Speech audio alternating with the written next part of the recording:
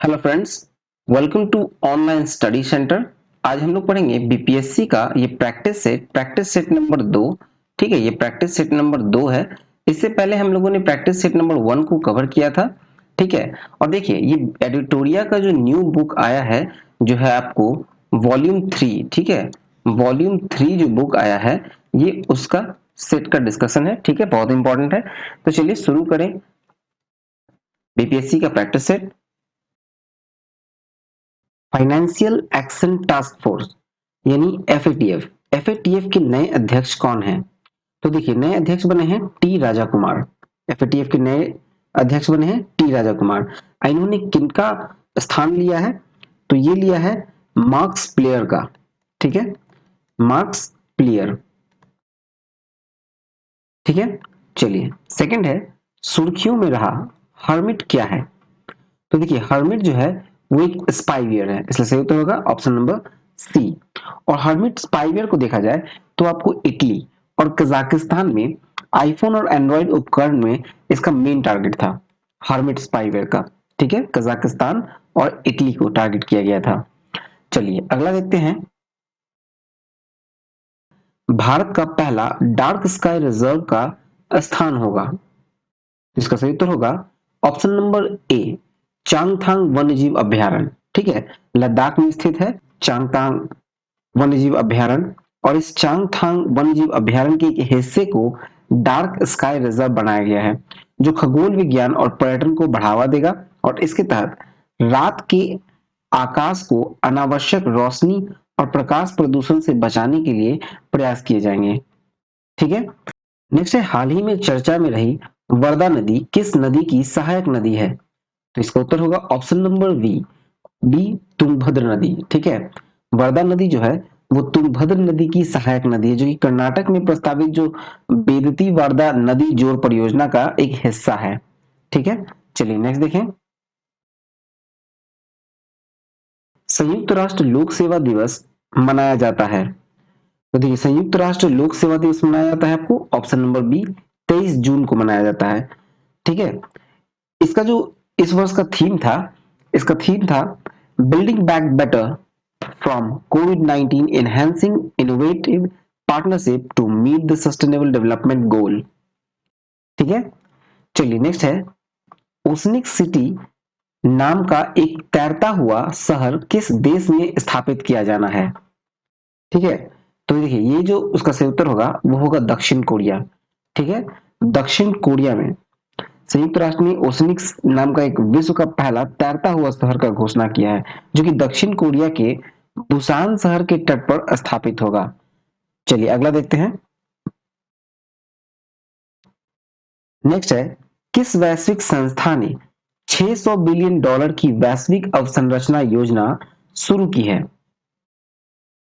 तो इसका सही तो होगा ऑप्शन नंबर G7।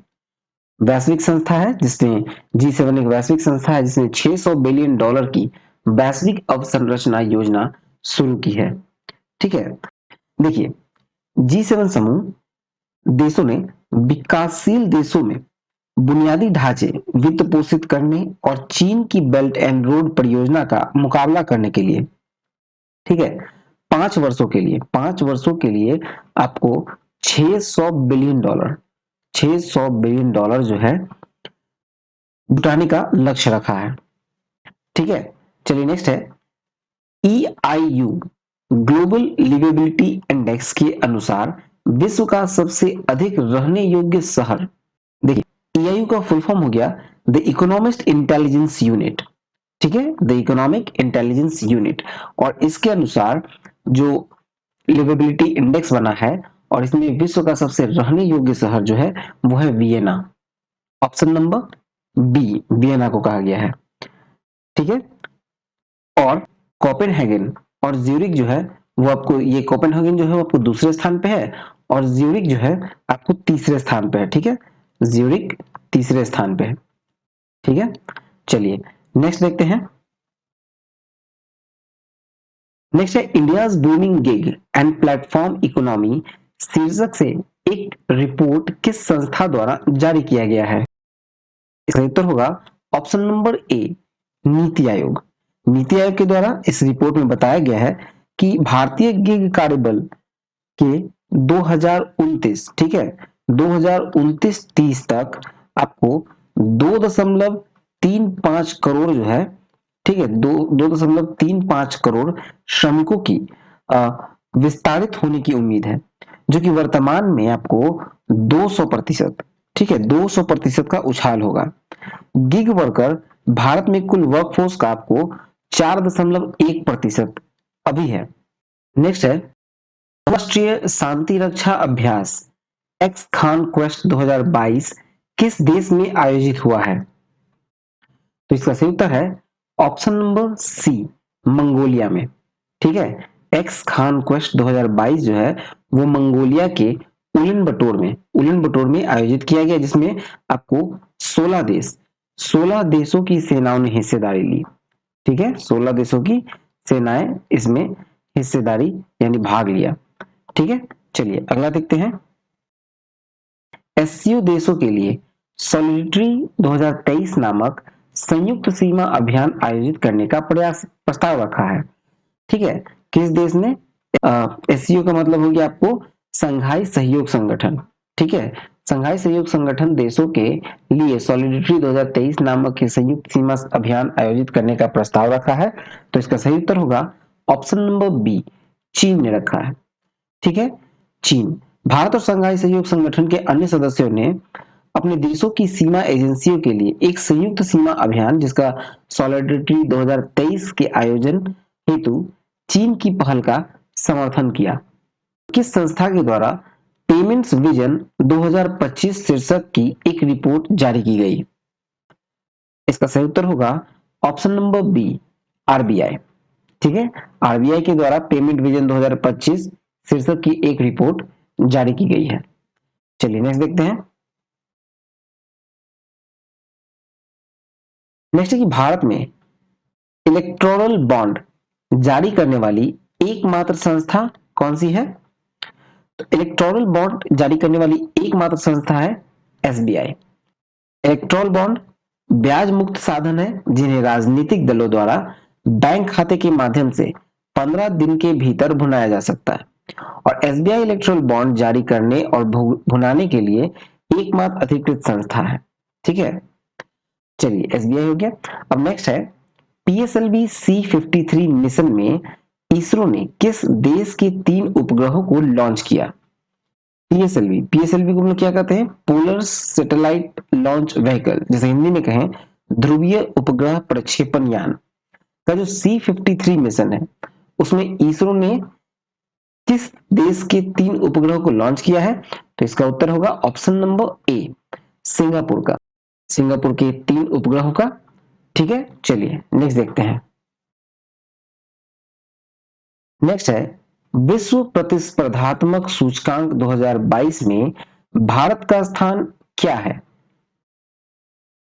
इसका उत्तर होगा ऑप्शन नंबर डी, भारत का स्थान है 37वां। विश्व प्रतिस्पर्धात्मक सूचकांक मतलब वर्ल्ड कॉम्पिटिटिवनेस इंडेक्स में भारत का स्थान 37वां है। ठीक है, भारत ने एशियाई अर्थव्यवस्थाओं में सबसे तेज वृद्धि की है। ठीक है, भारत ने एशियाई अर्थव्यवस्था में सबसे तेज वृद्धि की और इस सूचकांक में भारत का स्थान जो 43वें स्थान पे था अब 37वें स्थान पे पहुंच गया है। ठीक है, 43वें से 37वें स्थान पे पहुंचा है, और जिसमें प्रथम स्थान पर आपको आया है डेनमार्क। ठीक है, प्रथम स्थान पे है डेनमार्क। चलिए नेक्स्ट देखते हैं। नेक्स्ट है डीसी जनरेटर किस सिद्धांत पर कार्य करता है? डीसी जनरेटर जो है आपको फराडे के विद्युत चुंबकीय प्रेरण सिद्धांत पे काम करता है। ठीक है, डीसी जनरेटर क्या करता है? तो यांत्रिक ऊर्जा को, ठीक है, यांत्रिक ऊर्जा को कन्वर्ट करता है आपको विद्युत ऊर्जा में। ठीक है, यांत्रिक ऊर्जा से विद्युत ऊर्जा में कन्वर्ट करता है। ये फराडे के विद्युत चुंबकीय प्रेरण सिद्धांत का कार्य करता है। ठीक है, चलिए नेक्स्ट है निम्नलिखित में से कौन सा जोड़ा गलत है? तो देखिए ये दाब को मापता है बैरोमीटर, सही है।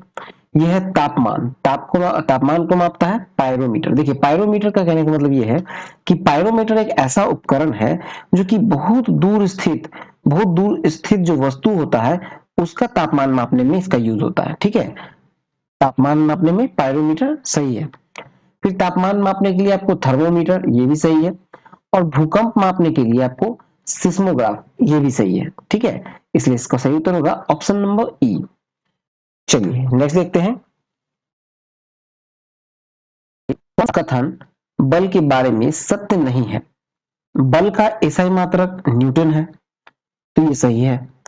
बल हमेशा वेग की दिशा में बदलेगा, ये गलत है। ठीक है, बल हमेशा वेग की दिशा में नहीं बदलता। जैसे कि आपको रैखिक गति, जिसे हम लोग लीनियर मोशन कहते हैं, या फिर घर्षण। ठीक है, फिर देखिए बल हमेशा वेग के परिमाप को बदलेगा, नहीं, ये भी गलत है। बल कभी भी वेग के परिमाण को नहीं बदलता है, जैसे कि अभिकेंद्रीय बल। ऑप्शन डी में है बी और सी, तो यही सही होगा क्योंकि यहां पूछा गया है कौन सा सत्य नहीं है, तो बी और सी सत्य नहीं है, इसलिए सही उत्तर होगा ऑप्शन नंबर डी। चलिए नेक्स्ट है कि ध्वनि की प्रबलता किसके द्वारा निर्धारित की जाती है। इसका सही उत्तर है ऑप्शन नंबर ए, कंपन के आयाम, मतलब एम्पलीट्यूड ऑफ वाइब्रेशन पे। ध्वनि का जो आयाम होता है, मतलब कि ध्वनि का जो एम्पलीट्यूड है, ध्वनि की प्रबलता है, मतलब उसका लाउडनेस है, ये उसको निर्धारित करता है। एक तेज ध्वनि का आयाम बड़ा, जबकि मंद ध्वनि का आयाम छोटा होगा। ठीक है, चलिए नेक्स्ट देखें। टर्मिनल से जुड़े इलेक्ट्रोड पर निम्न में से कौन सी गैस बनती है। तो इसका सही उत्तर होगा option number A, hydrogen gas बनती है। ठीक है, जल के विद्युत अपघटन के समय बैटरी के ऋणात्मक टर्मिनल से जुड़े इलेक्ट्रोड पर हाइड्रोजन गैस बनती है। ठीक है, देखिए जब हम जल का इलेक्ट्रोलाइसिस होने पर बैटरी के पॉजिटिव टर्मिनल से जुड़े जो इलेक्ट्रोड होते हैं और ऑक्सीजन के बुलबुले बनते हैं, तो नेगेटिव टर्मिनल से जुड़े जो इलेक्ट्रोड हैं वो हाइड्रोजन के बुलबुले बनाते हैं। ठीक है, चलिए नेक्स्ट देखें। नेक्स्ट है कि भारी बिजली मतलब हैवी लाइटनिंग, हैवी लाइटनिंग गिरने के दौरान निम्न में से क्या करना सबसे अच्छा है।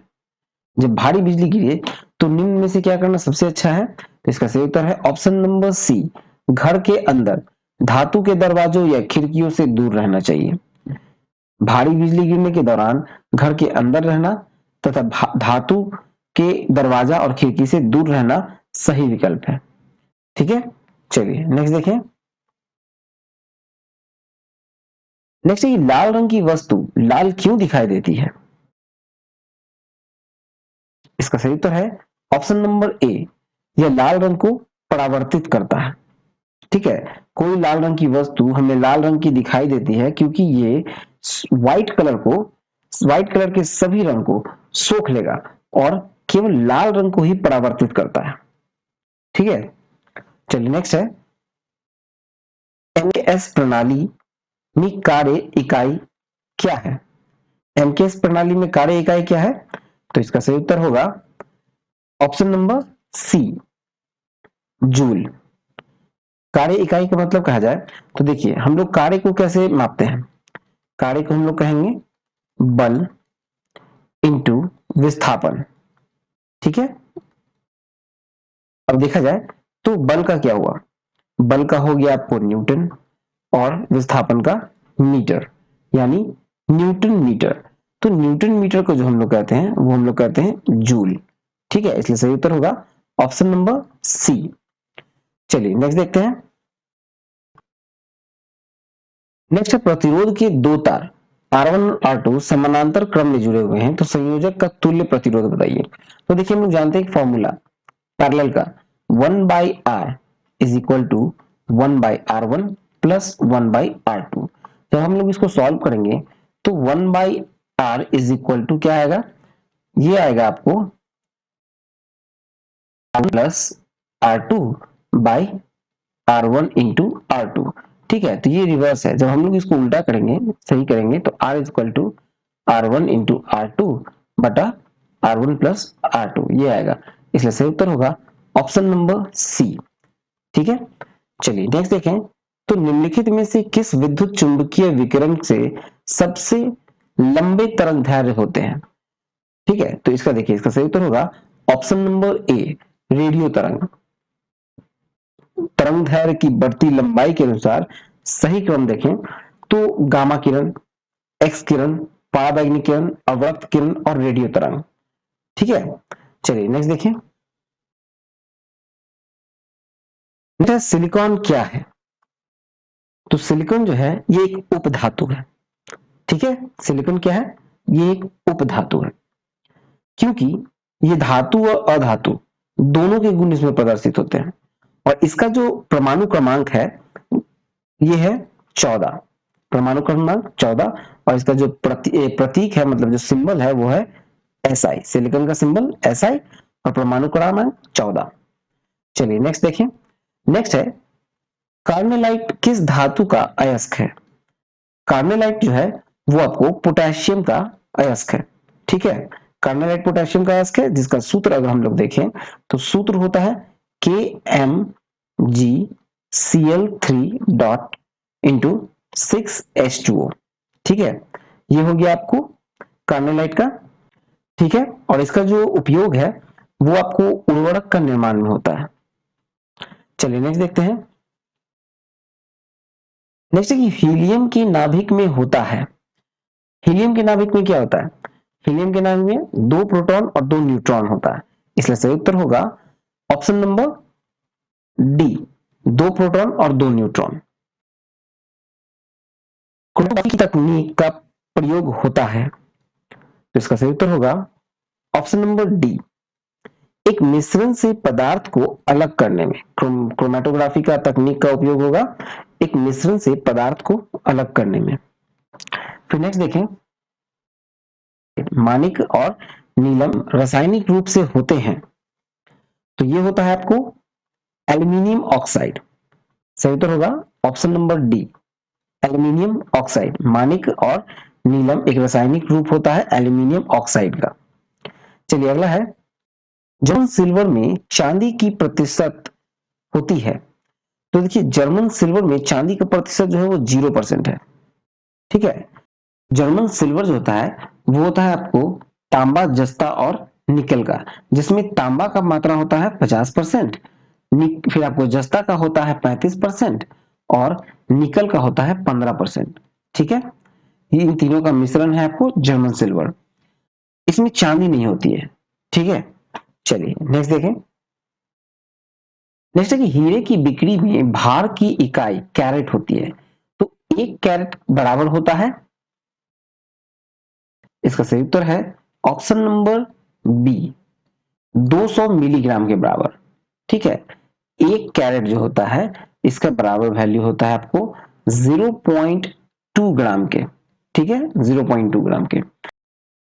नेक्स्ट है कि धोने के सोडे का रासायनिक सूत्र क्या है? धोने के सोडे का रासायनिक सूत्र है Na2CO3। इसलिए सही उत्तर होगा ऑप्शन नंबर सी, Na2CO3, धोने का सोडा। ठीक है, जिसको हम लोग कहेंगे सोडियम कार्बोनेट या वॉशिंग सोडा। ठीक है, चलिए अगला है, मस्टर्ड गैस का उपयोग किया जाता है, तो इसका सही उत्तर होगा ऑप्शन नंबर बी, रासायनिक युद्ध में किया जाता है। रासायनिक युद्ध में मस्टर्ड गैस का उपयोग किया जाता है। ठीक है, देखिए मस्टर्ड गैस जो है वो एक जहरीला गैस है। इसका रासायनिक नाम है आपको डाइएथिल सल्फाइड। ठीक है, और इसका प्रयोग जो है पहला विश्व युद्ध में रासायनिक युद्ध के रूप में किया गया था। चलिए अगला देखिए। नेक्स्ट है कि निम्न में से कौन एक विस्फोटक नहीं है? होगा ऑप्शन नंबर ए, नाइट्रोक्लोरोफॉर्म। नाइट्रोक्लोरोफॉर्म का प्रयोग जो है वो निश्चेतक के रूप में ऑपरेशन के पूर्व मरीज को बेहोश करने के लिए दिया जाता है। ठीक है, और बाकी जो सभी हैं पदार्थ आपको ट्राइनाइट्रोग्लिसरीन, ट्राइनाइट्रोट्राइलुइन, पोटेशियम क्लोरेट, ये सब विस्फोटक है। TNG, TNT, ये सब विस्फोटक है। इसलिए सही उत्तर होगा ऑप्शन नंबर ए, नाइट्रोक्लोरोफॉर्म। नेक्स्ट है आपको, पृथ्वी पर सबसे पुराना जीव कौन सा है? तो देखिए, पृथ्वी पर सबसे पुराना जीव है नील हरित शैवाल। सही उत्तर होगा ऑप्शन नंबर ए, नील हरित शैवाल, पृथ्वी पर सबसे पुराना जीव, जिसको साइनोबैक्टीरिया भी कहा जाता है। साइनोबैक्टीरिया कहा जाता है और वे धूप और पानी से खाना बनाते हैं। नेक्स्ट, गर्म रुधिर वाले जंतु वे होते हैं जो अपने शरीर के तापक्रम को, इसका उत्तर होगा ऑप्शन नंबर डी, हमेशा एक सा बनाए रखते हैं। ठीक है, गर्म रुधिर वाले जंतु वो होते हैं जो अपने शरीर के टेम्परेचर को हमेशा एक सा बनाए रखते हैं। ठीक है, चलिए अगला देखें। अगला है आलू। आलू है एक, तो ये है कंद। आलू जो है एक कंद है। आलू एक भूमिगत रूपांतरित तना है जिसे कंद कहा जाता है। ठीक है, भूमिगत रूपांतरित तना जिसको कंद कहा जाता है। चलिए नेक्स्ट देखते हैं। नेक्स्ट है कि पपीते में पीले रंग का कारण है, option number D, Carica xanthine. ठीक है, कैरिका जेंथिन के कारण पपीते में उपस्थित जो है उसका रंग पीला होता है। चलिए नेक्स्ट देखें। नेक्स्ट है कि मानव शरीर के किस अंग में लसिका कोशिकाएं बनती हैं? लसिका कोशिका कहां बनती है? इसका होगा ऑप्शन नंबर ई। ठीक है, लसिका कोशिका जो है वो व्हाइट ब्लड सेल का कणिका है। ठीक है, डब्ल्यूबीसी का एक कणिका है, लसिका कणिका। ठीक है, और इसका निर्माण जो है आपको लसिका ग्रंथि, थाइमस ग्रंथि और अस्थि मज्जा द्वारा किया जाता है। ठीक है, नेक्स्ट देखिए। चलिए अगला प्रश्न देखें। अगला है कि शल्य क्रिया में ऑर्थोप्लास्टी क्या है? तो देखिए, शल्य क्रिया में ऑर्थोप्लास्टी जो है ये होगा कुल्हे के जोड़ का प्रतिस्थापन। देखिए, कुल्हे के जोड़ का जो प्रतिस्थापन होता है, कहने का मतलब जो कमर के पास होता है, इसको हम लोग हिप कहते हैं। हिप के जॉइंट्स का जो रिप्लेसमेंट होता है उसको कहते हैं शल्य क्रिया में ऑर्थोप्लास्टी। ठीक है, चलिए अगला देखें। तो मानव शरीर में पाचन का अधिकांश भाग किस अंग में संपन्न होता है? देखिए, प्रश्न में कहा गया है कि मानव के शरीर में अधिकांश भाग जो खाना का अधिकांश भाग जो है वो कहाँ पाचन होता है? तो वो होगा छोटी आंत में। वैसे वैसे तो जो पाचन शुरुआत होता है तो वो तो मानव शरीर के मुंह से ही प्रारंभ हो जाता है और बड़ी आंत तक रहता है। ठीक है, लेकिन अधिकांश भाग आपको छोटी आंत में कंप्लीट हो जाता है। चलिए अगला प्रश्न देखते हैं। नेक्स्ट है, निम्नलिखित में से किन का आंत में जीवाणुओं द्वारा संश्लेषण होता है? ठीक है, निम्न में से किन का आंत के जीवाणुओं द्वारा संश्लेषण होता है? तो इसका उत्तर देखिए, विटामिन B12, विटामिन के संश्लेषण जो है वो मनुष्य के आंत में उपस्थित जीवाणुओं के द्वारा होता है। ठीक है, विटामिन B12 और विटामिन के का जो है संश्लेषण वो होता है कहाँ पे? तो आंत में जो मौजूद जीवाणु है उनके द्वारा। इसलिए इसका उत्तर होगा ऑप्शन नंबर ई, उपयुक्त में एक से अधिक। ठीक है, चलिए अगला है, इंसुलिन में निम्नलिखित में कौन सी धातु उपस्थित होती है? इंसुलिन में आपको जस्ता उपस्थित होता है, इसलिए सही उत्तर होगा ऑप्शन नंबर बी। इंसुलिन क्या है? तो एक प्रोटीन है या पेप्टाइड हार्मोन बोले उसको। ठीक है, जो अग्नाशय के लैंगरहैंस की द्वीपिकाओं की बीटा कोशिका से स्रावित होता है। ठीक है, और इसमें जो उपस्थित होता है वो होता है जस्ता। चलिए अगला प्रश्न देखते हैं हम लोग। देखिए नेक्स्ट है, हेपेटाइटिस रोग से मनुष्य के शरीर का सीधा प्रभावित होने वाला अंग। ठीक है, हेपेटाइटिस से सीधा प्रभावित होता है आपको यकृत, इसलिए सही उत्तर होगा ऑप्शन नंबर ए। हेपेटाइटिस एक संक्रामक रोग है। ठीक है, और हेपेटाइटिस बी नामक जो वायरस से होता है। हेपेटाइटिस क्या एक संक्रामक रोग है और ये हेपेटाइटिस बी बीमारी जो है वो वायरस से होने वाला बीमारी है। ठीक है, इसे लीवर में सूजन और जलन पैदा होती है। ठीक है, लीवर यानी यकृत, सही होगा। चलिए नेक्स्ट देखें। नेक्स्ट है कि निम्नलिखित में कौन सा इम्यूनोलॉजी के जनक है? इम्यूनोलॉजी के जनक कौन है? तो ये है एडवर्ड जेनर। ठीक है, option number C, Edward Jenner. चेचक के टीके का आविष्कार किया था एडवर्ड जेनर ने। इन्हें इम्यूनोलॉजी का जनक माना जाता है। ठीक है, चलिए अगला देखते हैं। डाउन सिंड्रोम एक अनुवांशिक विकार है जो होता है, तो डाउन सिंड्रोम जो है एक अनुवांशिक विकार है जो गुणसूत्रों की संख्या में परिवर्तन के कारण होता है। ठीक है, तो इसका सही उत्तर होगा ऑप्शन नंबर ए, गुणसूत्रों के संख्या में परिवर्तन के कारण। ठीक है, चलिए आगे देखें। देखिए अगला सवाल आपको मैथ का है। ठीक है, मैथ का प्रश्न आपको इसमें 48 से लेकर 58 नंबर क्वेश्चन तक है। ठीक है, तो इसको हम लोग अभी स्किप करते हैं। पहले हम लोग सामान्य अध्ययन के सारे प्रश्नों को देखते हैं। चलिए नेक्स्ट देखें हम लोग। अगला है कि हाल ही में किस राज्य सरकार ने आपदा प्रबंधन को स्कूली पाठ्यक्रम में शामिल करने का फैसला किया है। ठीक है, तो देखिए इसका जो सही उत्तर होगा वो होगा option number D, Orissa. Orissa ने हाल ही में ये डिसीजन लिया है। उड़ीसा के जो मुख्यमंत्री नवीन पटनायक, उनकी अध्यक्षता में हुई जो मंत्रिपरिषद की बैठक हुई थी, उसमें उच्च विद्यालय और कॉलेज के पाठ्यक्रम में, ठीक है, हाई स्कूल और कॉलेज के पाठ्यक्रम में आपदा और महामारी प्रबंधन को शामिल करने का फैसला किया गया था। चलिए अगला देखें। तो नेक्स्ट है कि दिसंबर 2021 के में भारत अंतर्राष्ट्रीय विज्ञान महोत्सव के 7वें संस्करण का आयोजन कहाँ किया गया। ठीक है, तो देखिए इसका सही उत्तर होगा वो होगा ऑप्शन नंबर बी, गोवा में किया गया। ठीक है, 4 दिवसीय जो भारत अंतर्राष्ट्रीय विज्ञान महोत्सव हुआ, उसका 7वां संस्करण आपको 10 से 13 दिसंबर तक 2021 तक, ठीक है, 10 से 13 दिसंबर 2021 तक पणजी गोवा में आयोजित किया गया था। 2021 में जो उत्सव हुआ था, उसका विषय था समृद्ध भारत के लिए विज्ञान प्रौद्योगिकी और नवाचार में रचनात्मक का जश्न मनाना। ठीक है, चलिए नेक्स्ट देखें। नेक्स्ट है भारतीय संविधान सभा के किस एक जीवित व्यक्ति का हाल ही में निधन हो गया। तो इसका सही उत्तर है ऑप्शन नंबर ए, डीएम कालियानन। ठीक है, डीएम कालियानन जो है उनका हाल ही में निधन हो गया। भारतीय संविधान सभा के अंतिम जीवित सदस्य थे। ठीक है, और तमिलनाडु में इनका निधन हुआ 101 वर्ष की आयु में। ठीक है, वो 28 साल की उम्र में भारतीय संविधान सभा के लिए चुने गए थे और वह उस समय संविधान सभा के सबसे कम उम्र के सदस्य थे। ठीक है, फिर देखिए वो 1952 से 67 के बीच तमिलनाडु में विधान परिषद के सदस्य और 3 बार विधायक रहे थे, डीएम कालियानन। चलिए अगला देखते हैं।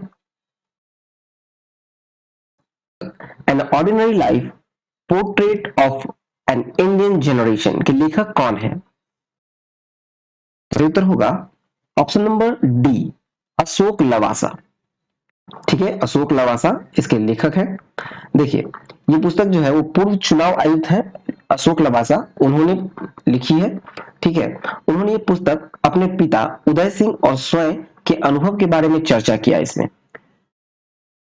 चलिए अगला देखते हैं। अगला है भारत अंतर्राष्ट्रीय व्यापार के 40वें संस्करण में किस राज्य ने स्वर्ण पदक जीता है। तो देखिए इसका सही उत्तर है ऑप्शन नंबर सी, बिहार ने जीता है। भारत अंतर्राष्ट्रीय व्यापार के 40वें संस्करण में बिहार ने स्वर्ण पदक जीता है और इसका जो आयोजन हुआ था वो आपको दिल्ली में हुआ था, प्रगति मैदान में। ठीक है, इसका थीम था आत्मनिर्भर भारत। आत्मनिर्भर भारत जो था इसका थीम था, आत्मनिर्भर भारत। ठीक है, और देखा जाए तो 24 राज्यों की प्रदर्शनी में बिहार राज्य के पवेलियन ने स्वर्ण पदक जीता। साथ ही पार्टनर स्टेट के तौर पर भी बिहार को स्वर्ण पदक मिला था। ठीक है, चलिए अगला प्रश्न देखते हैं। नेक्स्ट कि हाल ही में भारत सरकार द्वारा प्रारंभ की गई श्रेष्ठ योजना का संबंध किससे है। ठीक है, तो इसका देखिए सही उत्तर होगा ऑप्शन नंबर डी, अनुसूचित जाति के मेधावी छात्रों को गुणवत्तापूर्ण आवासीय शिक्षा प्रदान करना। ठीक, देखिए सामाजिक न्याय और अधिकारिता मंत्रालय के द्वारा जो श्रेष्ठ योजना की शुरुआत की गई, इसका उद्देश्य अनुसूचित जाति के मेधावी छात्रों की गुणवत्तापूर्ण आवासीय शिक्षा पर प्रदान करना है। चलिए अगला देखते हैं। इलेक्ट्रॉनिक कचरे से निपटने के लिए ई सोर्स नामक ऑनलाइन प्लेटफॉर्म विकसित किया जा रहा है। इसका उत्तर होगा option number B, IIT Madras. ठीक है, आईआईटी मद्रास के द्वारा इलेक्ट्रॉनिक कचरे से निपटने के लिए ई सोर्स नामक ऑनलाइन प्लेटफॉर्म विकसित किया जा रहा है। ठीक है, देखिए तो विद्युत और इलेक्ट्रॉनिक उपकरण के लिए ऑनलाइन मार्केट प्लेस के लिए एक एक्सचेंज प्लेटफॉर्म के रूप में कार्य करेगा। ठीक है, देखिए नेक्स्ट है हाल ही में 11वां अंतरराष्ट्रीय शांति सम्मेलन कहां आयोजित किया गया। तो ये आयोजित किया गया लद्दाख में। सही उत्तर होगा ऑप्शन नंबर डी, लद्दाख में आयोजित किया गया। केंद्र शासित प्रदेश है लद्दाख, जिसकी लद्दाख की राजधानी जो है वो है लेह।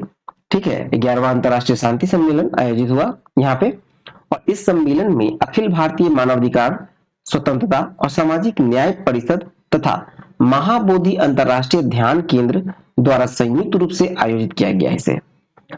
चलिए अगला देखें। किरण रिजिजू ने निम्न में से किस शहर में भारत के पहले खेल मध्यस्थता केंद्र का उद्घाटन किया? तो इसका उत्तर होगा ऑप्शन नंबर सी, अहमदाबाद। ठीक है, हाल ही में केंद्रीय कानून और न्याय मंत्री किरण रिजिजू ने अहमदाबाद गुजरात में भारत के पहले खेल मध्यस्थता केंद्र यानी कि स्पोर्ट्स आर्बिट्रेशन सेंटर का उद्घाटन किया है। ये खेल मध्यस्थता केंद्र जो है वो संबंधित है मुद्दों के निवारण के लिए। ठीक है, एक निवारण के लिए एक तंत्र के रूप में ये कार्य करेगा। चलिए अगला देखते हैं। नेक्स्ट है कि हाल ही में अंतरिक्ष में शूट की जाने वाली पहली फिल्म कौन बनी? तो देखिए, फिल्म था the challenge, option number D. ये एक रशियन फिल्म था। ठीक है, रशिया का मूवी था, और 12 दिन तक आईएसएस पे इन लोगों ने अपना समय बिताया। ठीक है, शूटिंग की। आईएसएस मतलब इंटरनेशनल स्पेस स्टेशन, वहां पे शूटिंग करने के बाद 12 दिन के बाद कजाकिस्तान में ये लोग वापस लौटे थे। ठीक है, नेक्स्ट है, निम्नलिखित में से किसे 31वां व्यास सम्मान 2021 से सम्मानित किया गया? ठीक है, 31वां व्यास सम्मान से सम्मानित किसे किया गया? तो इसका उत्तर होगा ऑप्शन नंबर डी, असगर वजाहत। असगर वजाहत को किया गया 31वां से। देखिए, ये पुस्तक जो था इनका महाबली। ठीक है, असगर वजाहत की नाटक थी महाबली, और ये पुस्तक 2019 में प्रकाशित हुई थी। ठीक है, महाबली जो पुस्तक थी वो 2019 में प्रकाशित हुई थी। चलिए अब अगला देखें। नेक्स्ट है कि किस राज्य की फिल्म वाटर बड़ियल ने 67वां राष्ट्रीय फिल्म पुरस्कार 2021 में पर्यावरण संरक्षण पर सर्वश्रेष्ठ फिल्म का पुरस्कार जीता? तो ये मूवी जो थी आपको अरुणाचल प्रदेश की थी। ठीक है, वाटर बड़ियल 67वें फिल्म पुरस्कार में पर्यावरण संरक्षण पर सर्वश्रेष्ठ फिल्म का पुरस्कार इसने जीता, और लोकप्रिय असमी उपन्यास सवा कोटा मनहूक से ये प्रेरित थी, जो येसे दोरजी थोंगची के द्वारा लिखा गया था। चलिए अगला देखें। 22वां फीफा विश्व कप वर्ष 2022 में किस देश में आयोजित किया जाएगा? 22वां जो है वो कतर में आयोजित किया जाएगा। ठीक है, 2022 में फीफा का विश्व कप 2022 में कतर में आयोजित किया जाएगा, और 23वां फीफा फुटबॉल विश्व कप जो होगा वो वर्ष 2026 में होगा, और 26 में ये यूएसए के मैक्सिको और कनाडा में आयोजित किया जाएगा। ठीक है, चलिए नेक्स्ट देखें। ये किस देश को यूनेस्को का कार्यकारी सदस्य चुना गया है? इसका उत्तर होगा ऑप्शन नंबर बी, भारत। ठीक है, 2021 से 25 कार्यकाल के लिए भारत को यूनेस्को का कार्यकारी सदस्य चुना गया है। ठीक है, यूनेस्को की जो स्थापना हुई थी यूनेस्को की, वो हुई थी 1946 में। ठीक है, और इसका जो मुख्यालय है वो आपको पेरिस में है, पेरिस जो कि फ्रांस में है। ठीक है, चलिए नेक्स्ट देखें। नेक्स्ट है कि हाल ही में किस राज्य या केंद्र शासित प्रदेश की विधानसभा ने शिक्षक विश्वविद्यालय स्थापित करने के लिए एक विधेयक पारित किया है? ठीक है, शिक्षक विश्वविद्यालय के लिए एक विधेयक पारित किया है, तो ये दिल्ली ने किया है। ठीक है, दिल्ली विधानसभा ने किया है दिल्ली शिक्षक विश्वविद्यालय विधेयक 2021, और दिल्ली शिक्षक विश्वविद्यालय एक सार्वजनिक विश्वविद्यालय होगा। ये विश्वविद्यालय जो है वो शिक्षक प्रशिक्षण में एक नया मानदंड स्थापित करेगा, यह छात्रों को सैद्धांतिक ज्ञान के अलावा उत्कृष्ट व्यवहारिक ज्ञान प्राप्त करने में मदद करेगा। चलिए नेक्स्ट देखते हैं। नेक्स्ट देखिए, तो निम्नलिखित युगों में कौन सुमेलित है? ठीक है, जैसे आपको है चेन्नई से दिल्ली, ये NH4 नहीं है, गलत हो गया। फिर आपको दिल्ली से कोलकाता, दिल्ली से अगर कोलकाता का देखें तो ये आता है आपको NH2 पे। ठीक है, फिर NH8 दिल्ली से मुंबई, ये सही है, और आगरा से कन्याकुमारी का जो है ये भी गलत है, इसलिए सही तो होगा ऑप्शन नंबर सी NH8 दिल्ली से मुंबई। अब देखिए नेक्स्ट, सूची 1 को सूची 2 से सुमेलित कीजिए तथा नीचे दिए गए कूट के आधार पर सही उत्तर का चयन कीजिए। देखिए, सही कूट के आधार पर अगर हम चयन करें तो इसका सही उत्तर होगा ऑप्शन नंबर बी, ए का 4, बी का 3, सी का 2 और डी का 1। देखिए, ए का 4 होगा खेतरी तांबा, फिर आपको बी का 3 होगा यानी कि जादूगोड़ा यूरेनियम, ठीक है। फिर सी का 2 होगा तलचर, आपको आएगा कोयला, और कुद्रेमुख लौह अयस्क, ठीक है। इसलिए सही उत्तर होगा ऑप्शन नंबर बी। चलिए अगला देखें। जैसे कि निम्नलिखित में से भारत के किस स्थान पर वर्ष में न्यूनतम वर्षा होती है, जहां सबसे कम वर्षा होती है भारत में, ठीक है। तो इसका उत्तर है option number B, Leh. Leh में न्यूनतम वर्षा होती है। यहाँ पर आपको 9 से 20 सेंटीमीटर, ठीक है, 9 से 20 सेंटीमीटर औसतन वार्षिक वर्षा होती है। और यह स्थान जो है वो शीत मनोस्थल के अंतर्गत आता है, ठीक है, शीत मनोस्थल। वर्तमान में लेह लद्दाख केंद्र शासित प्रदेश में शामिल है। चलिए नेक्स्ट देखें।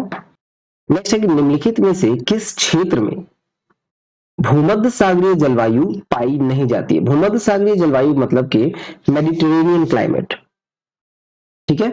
देखिए, भूमध्य जलवायु क्या होता है, तो देखिए वह जलवायु जो भूमध्य द्रोणी क्षेत्र में पाई जाती है। भूमध्य सागर के अलावा कैलिफोर्निया के तटवर्ती क्षेत्र, पश्चिमी और दक्षिणी ऑस्ट्रेलिया के कुछ क्षेत्र, दक्षिण पश्चिम दक्षिण अफ्रीका और मध्य चिली में भी इस प्रकार का मौसमी परिस्थिति मिलती है, ठीक है। और यहाँ जो सही उत्तर होगा वो होगा ऑप्शन नंबर ई, ठीक है, क्योंकि ये सभी सही है, ठीक है। मध्य चिली में पाई जाती है, संयुक्त राज्य अमेरिका के कैलिफोर्निया के मध्यवर्ती तट में, फिर ऑस्ट्रेलिया के दक्षिण और दक्षिण पश्चिम क्षेत्र में, मोरक्को नाइजीरिया ट्यूनीशिया के उत्तरी क्षेत्र में, ठीक है। ये सभी सही है, इसलिए सही उत्तर होगा ऑप्शन नंबर ई। चलिए अगला देखें। नेक्स्ट है अराल सागर। अराल सागर निम्नलिखित में से किन देशों के बीच स्थित है, तो इसका सही उत्तर होगा ऑप्शन नंबर बी। अराल सागर जो है वो आपको कजाकिस्तान और उज्बेकिस्तान के बीच स्थित है, ठीक है, कजाकिस्तान और उज्बेकिस्तान के बीच अराल सागर, ठीक है। अराल सागर जो है वो एक तरह से इन दोनों के बीच मध्य स्थित एक झील है, ठीक है। आमू दरिया एवं सीर दरिया नदी इस झील में गिरती है, आमू दरिया और सील दरिया।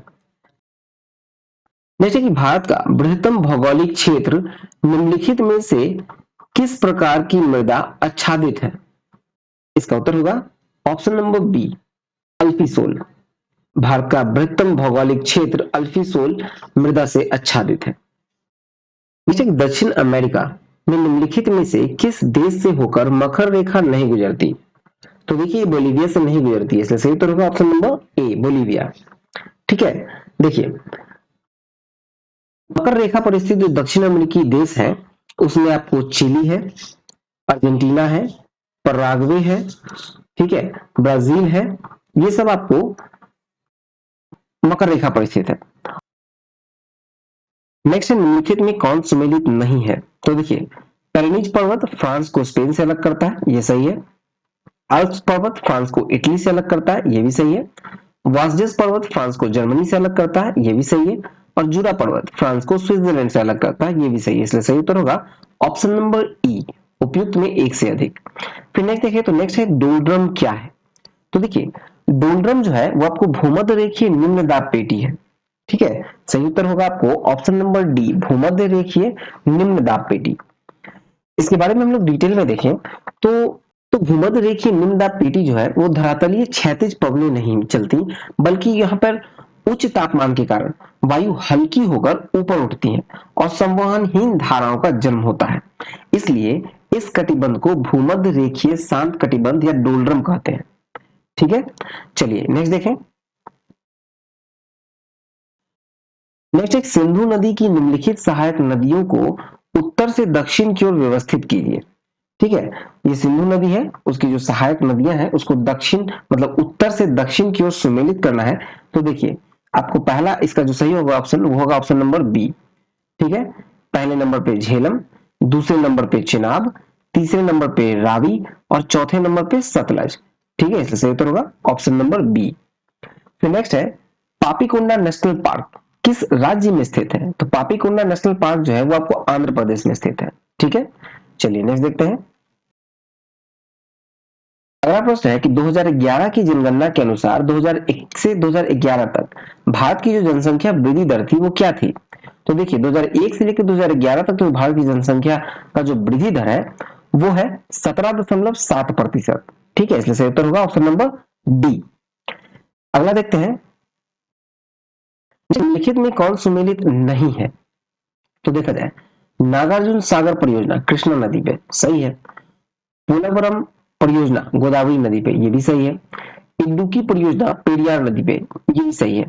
फिर नेक्स्ट आपको दुलहस्ती परियोजना झेलम नदी ये आपको गलत है। ठीक है, दुलहस्ती परियोजना जो है ये आपको दुलहस्ती परियोजना जो है वो चिनाब की सहायक नदी है चंद्रा नदी, चंद्रा नदी पर है दुलहस्ती परियोजना और ये कहाँ अवस्थित है? तो ये जम्मू कश्मीर में अवस्थित है। ठीक है, चलिए इसका सही उत्तर होगा ऑप्शन नंबर डी। नेक्स्ट देखिए तो भारत में सर्वाधिक मैंग्रोव वन किस राज्य में स्थित है? तो सर्वाधिक मैंग्रोव वन जो है वो आपको पश्चिम बंगाल में स्थित है। ठीक है, और देखा जाए तो भारत वन रिपोर्ट के बारे में जो 2021 की रिपोर्ट है भारत वन रिपोर्ट, उसमें भारत में मैंग्रोव का जो क्षेत्र है वो आपको 4,992 वर्ग किलोमीटर है। ठीक है, 4,992, जो कि अगर कुल भौगोलिक क्षेत्र देखिए भारत का तो उसका 0.15% आता है। ठीक है, और पश्चिम बंगाल में सिर्फ पश्चिम बंगाल में अगर हम लोग देखें तो ये आपको 2,114 वर्ग किलोमीटर पड़ता है। ठीक है, पश्चिम बंगाल में। और एक चीज और देखिए अगर हम लोग तुलना करें 2019 और 2021 का रिपोर्ट में, ठीक है, तो यहां आपको 17 किलोमीटर का वृद्धि हुआ है। ठीक है, 17 किलोमीटर मैंग्रोव क्षेत्र का वृद्धि हुआ है। चलिए नेक्स्ट देखते हैं। नेक्स्ट भारत सचिव का पद निम्नलिखित में से किसके द्वारा बनाया गया था? तो भारत सचिव का जो पद बनाया गया था वो बनाया गया था 1858 के भारत शासन अधिनियम के तहत। ठीक है, देखिए जो नियंत्रक बोर्ड था उसका अध्यक्ष को भारत सचिव के पद में पदस्थापित किया गया। ठीक है, और भारत का जो पहला पहला सचिव था वो थे लॉर्ड स्टैनली, पहला सचिव लॉर्ड स्टैनली थे। ठीक है, चलिए अगला देखते हैं। बंगाल का अंतिम और भारत का प्रथम गवर्नर जनरल कौन था? तो ये थे लॉर्ड विलियम बेंटिंक, इसलिए सही उत्तर होगा ऑप्शन नंबर सी। और ये किस आधार पर बना? तो 1833 का जो चार्टर अधिनियम था उसके तहत बंगाल के गवर्नर जनरल को भारत का गवर्नर जनरल बना दिया गया था, इसलिए भारत का जो प्रथम गवर्नर जनरल है वो है लॉर्ड विलियम बेंटिंक। चलिए अगला देखते हैं। निम्नलिखित को सुमेलित कीजिए। ठीक है, तो देखिए फैजापुर गांव में अधिवेशन ये सही है। लाहौर लाहौर का जो अधिवेशन हुआ था वो था 1929 में। ठीक है, और ये हुआ था यहाँ पर आपको पूर्ण स्वराज की मांग हुई थी, इसलिए ऑप्शन नंबर 3। फिर कराची कराची का जो अधिवेशन हुआ था वो 1931 में हुआ था। ठीक है, और यहाँ हुआ था मौलिक अधिकारों की मांग। ठीक, फिर आपको दिल्ली दिल्ली में जो हुआ था अधिवेशन ये एक विशेष सत्र था और ये हुआ था 1923 ईस्वी में। ठीक है, विशेष सत्र, और इसमें सबसे युवा अध्यक्ष बनाए गए थे और सबसे युवा अध्यक्ष कौन थे? तो वो थे अबुल कलाम आजाद। ठीक है, इसलिए सही उत्तर होगा इसका ऑप्शन नंबर सी। ठीक है, चलिए नेक्स्ट देखते हैं। सरोजिनी नायडू के संदर्भ में निम्नलिखित में से क्या असत्य है? तो देखिए इनको भारत का कोकिला के नाम से यानी कि नाइटिंगेल ऑफ इंडिया के नाम से विभूषित किया गया, ये बिल्कुल सही है। उत्तर प्रदेश और देश की प्रथम महिला राज्यपाल बनने का गौरव इनको प्राप्त हुआ, ये भी सही है। इनकी प्रमुख रचनाएं थी गोल्डन थ्रेशोल्ड एवं ब्रोकन विंग्स आदि, ये भी बिल्कुल सही है। फिर नेक्स्ट है सरोजिनी नायडू भारतीय राष्ट्रीय कांग्रेस की प्रथम महिला अध्यक्ष बनी, नहीं ये गलत है। भारतीय राष्ट्रीय कांग्रेस की जो पहली महिला अध्यक्ष थी वो थी एनी बेसेंट। ठीक है, पहली एनी बेसेंट बनी थी। ठीक है, देखिए लेकिन अगर बोला जाए कांग्रेस की पहली भारतीय महिला, ठीक है भारतीय महिला अगर हम लोग कहें तो यहां पर आएगा सरोजिनी नायडू। ठीक है, चलिए नेक्स्ट देखें। नेक्स्ट है कि लैंड होल्डर सोसाइटी का गठन किस वर्ष हुआ? तो लैंड होल्डर सोसाइटी का गठन हुआ था 1838 में, इसलिए सही ऑप्शन होगा ऑप्शन नंबर सी। ठीक है, लैंड होल्डर सोसाइटी का स्थापना 1838 में कलकत्ता में हुआ था और इसका जो संस्थापक थे वो थे द्वारिकानाथ टैगोर। ठीक है, द्वारिकानाथ टैगोर और भारत की प्रथम राजनीतिक संस्था थी ये। यह संस्था जमींदार के हितों का संरक्षण करता था।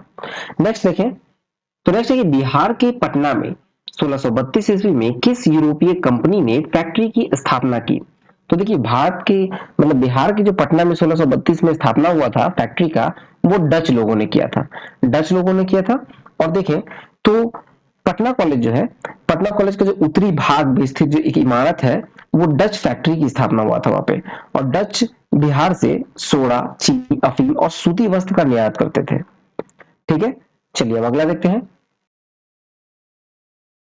नेक्स्ट है कि निम्न युग्मों में कौन सा सुमेलित नहीं है? नाम है और इनकी उपाधियां हैं। तो जहांदार शाह को कहा जाता था लंपट मूर्ख, ये बिल्कुल सही है। अहमद शाह अब्दाली दुर्रे दुरानी कहलाते थे। और अली गौहर ये शाह आलम द्वितीय कहलाते थे। और फारूक शेर ये घृणित कायर कहलाते थे। ये सभी सही है, इसलिए सही ऑप्शन होगा ऑप्शन नंबर ई, उपयुक्त में से एक से अधिक। चलिए नेक्स्ट देखें, तो नेक्स्ट है अल बरूनी की किताब उल हिंद किस भाषा में लिखी गई थी? तो देखिए अल बरूनी की लिखी हुई किताब उल हिंद जो है वो अरबी भाषा में लिखी गई थी। सही उत्तर होगा ऑप्शन नंबर बी। चलिए नेक्स्ट देखें, सवाल है कि history of the freedom movement in Bihar के लेखक कौन है? इसका सही उत्तर है ऑप्शन नंबर ए, के दत्ता। के दत्ता है। ठीक है, चलिए अगला देखते हैं। नेक्स्ट है कि निम्नलिखित में से कौन एफजी स्लाई के नेतृत्व में गठित चंपारण एग्रेरियन समिति का सदस्य नहीं था? ठीक है, तो इसका सही उत्तर है ऑप्शन नंबर सी, रामचंद्र शुक्ल। रामचंद्र शुक्ल जो थे वो नहीं थे। चलिए अगला देखते हैं। नेक्स्ट है कि भारत के प्रथम इंजीनियरिंग कॉलेज की स्थापना रुड़की में किस वर्ष की गई थी? तो देखिए रुड़की में जो स्थापना की गई थी ये की गई थी 1847 में। सही उत्तर होगा ऑप्शन नंबर ए 1847। और ये किया गया था लॉर्ड डलहौजी के समय। ठीक है, लॉर्ड डलहौजी। ठीक है, अब देखिए ये भारत का सबसे पहला इंजीनियरिंग कॉलेज था जो कि 21 सितंबर 2021 को इसका नाम बदल दिया गया और इसको आईआईटी रुड़की कर दिया गया। ठीक है, आईआईटी रुड़की। चलिए नेक्स्ट देखें, तो नेक्स्ट है हंटर शिक्षा आयोग जो विलियम हंटर का गठन किस वायसराय के समय हुआ था? ठीक है, तो इसका उत्तर होगा option number C, Lord Ripon. ठीक है, हंटर शिक्षा आयोग जो है इसका जो गठन हुआ था वो लॉर्ड रिपन के वायसराय थे उस समय हुआ था। ठीक है, चलिए नेक्स्ट देखें। के विद्रोह के दौरान मृत्यु से पूर्व कुंवर सिंह का अंतिम संघर्ष यानी लड़ाई किस अंग्रेज अधिकारी से हुआ था? तो देखिए इसका जो सही उत्तर होगा वो होगा captain Le Grand. Captain Le Grand यानी ऑप्शन नंबर बी। ये हुआ था जो कुंवर सिंह जो थे वो उत्तर प्रदेश से घायल अवस्था में आए थे जगदीशपुर 22 अप्रैल को, 22 अप्रैल 1858 को। ठीक है, और अपने गांव जगदीशपुर पहुंचे और इस समय कैप्टन ली ग्रैंड के नेतृत्व में अंग्रेजी सेना ने जगदीशपुर पर आक्रमण किया। लेकिन कुंवर सिंह के जीवित रहते हुए अंग्रेज जगदीशपुर पर कभी कब्जा नहीं कर सके। लेकिन वो जख्मी हालत में थे और उनका फिर 26 अप्रैल को, ठीक है, उसी ईयर में 26 अप्रैल 1858 को इनकी मृत्यु हो गई उन जख्मी हालत में। ठीक है, चलिए नेक्स्ट है इंग्लैंड एवं फ्रांस के बीच सप्तवर्षीय युद्ध हुआ था। तो देखिए इंग्लैंड और फ्रांस के बीच ये सप्तवर्षीय युद्ध हुआ था, ये काफी फेमस है और ये हुआ था 1756 से 1763 ईस्वी में। ठीक है, इसको सप्तवर्षीय युद्ध कहा जाता है। और जो समापन हुआ था वो हुआ था 10 फरवरी 1763 को और ये पेरिस संधि में हुआ था। पेरिस संधि के साथ ये युद्ध समाप्त हुआ था। चलिए नेक्स्ट है अमेरिका में यूनाइटेड इंडिया हाउस की स्थापना निम्नलिखित में से किसने की थी? तो देखिए अमेरिका में जो यूनाइटेड इंडिया की स्थापना हुई थी वो हुई थी आपको 1908 में सियाटल में, अमेरिका में। और इसमें आपको तारकनाथ दास और जीडी कुमार के द्वारा हुआ था, इसलिए सही उत्तर होगा ऑप्शन नंबर ई। चलिए अगला देखते हैं। नेक्स्ट, निम्नलिखित में से किसने कांग्रेस को डफरिन की दिमाग का उपज कहा? तो देखिए इसका सही उत्तर है ऑप्शन नंबर सी, लाला लाजपत राय। लाला लाजपत राय ने कहा था। ठीक है, और लाला लाजपत राय जो थे वो गणपंथी विचारधारा से संबंधित थे। ठीक है, चलिए नेक्स्ट देखते हैं। नेक्स्ट है आजाद हिंद फौज की अस्थायी सरकार में महिला संगठन का जिम्मा किसके हाथ में था? इसका सही उत्तर है ऑप्शन नंबर 4, लक्ष्मी स्वामीनाथन के हाथ में था। आजाद हिंद फौज की अस्थायी सरकार में सुभाष चंद्र बोस राष्ट्रपति, प्रधानमंत्री एवं सेनाध्यक्ष तीनों थे और वित्त विभाग एसी चटर्जी के पास था। प्रचार विभाग एस ए अय्यर को एवं महिला संगठन लक्ष्मी स्वामीनाथन को सौंपा गया था। चलिए नेक्स्ट देखें। 10 अगस्त 1920 को हुई सेब्रेस की संधि का संबंध भारत के किस महत्वपूर्ण आंदोलन से था? तो इसका सही उत्तर होगा ऑप्शन नंबर सी, खिलाफत आंदोलन से था। देखा जाए तो 11 नवंबर 1918 को विश्व युद्ध समाप्त हुआ, ठीक है, और फिर आपको 10 अगस्त 1920 को ये हुआ सेब्रेस की संधि और इस प्रकार तुर्की का साम्राज्य छिन्न भिन्न हो गया। मित्र राष्ट्रों ने खिलाफ का अपमान किया और इस्लाम की पवित्र भूमि पर अवांछनीय अधिकार कर लिया। यही खिलाफत आंदोलन का प्रमुख कारण था। चलिए नेक्स्ट देखें। तो नेक्स्ट है कि निम्नलिखित घटनाओं को सही कालक्रमानुसार सजाइए। ठीक है, तो देखिए आपको देखा जाए स्वदेशी आंदोलन, तो ये हुआ था आपको 1905 में, ठीक है।